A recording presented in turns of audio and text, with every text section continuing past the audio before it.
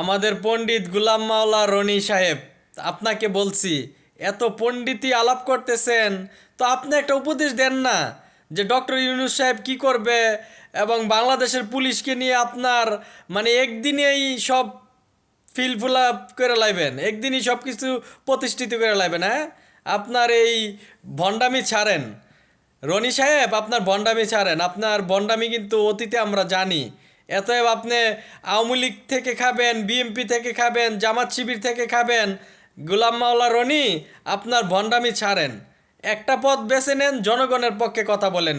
আপনার এ নিয়ে এগুনিয়ে কথা বলা আর জনগণের সাথে তামাশা করা আমরা দেখেছি। আপনার ভূমিকা আমরা জানি। এতএব আপনার এই দৃষ্টিভঙ্গি, একবার দোষারোপ করতেছেন জামাত শিবিরের, একবার দোষারোপ করতেছেন ডক্টর ইউনূস সাহেবের, একবার দোষারোপ করতেছেন বিএমপির। মানে এসব ভণ্ডামি করার কি দরকার আছে? গোলাম মোল্লা রনি জি, আপনাকেই বলছি, আপনি ইতিহাস বলবেন। আর আওয়ামী লীগের বড় বড় চেতনাবাজরা, আর আপনি তো আওয়ামী লীগেরই প্রোডাক্ট না।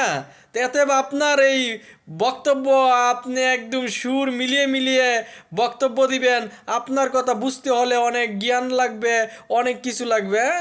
গুড়ার ডিম, গুড়ার ডিম গোলাম মোল্লা রনি, আপনার এই দ্বিমুখী আচরণ অবশ্যই আমরা দেখি। আমরা জনগণ এত বোকা না, যেটা মনে করতেছেন নিজেকে বড় জাহিল মনে করতেছেন, এটা না। কিন্তু আপনার ভূমিকা আমরা দেখেছি। আপনি কি করলেন? টকশুর মধ্যে কথা বলে কি খুনি হাসিনাকে বিতাড়িত করা যাইতো নাকি? এত আষাঢ়ের গল্প বলে কোনো লাভ হবে না। আপনার কাছে কি এরকম আছে যে আপনি একটা বলেন দেখি?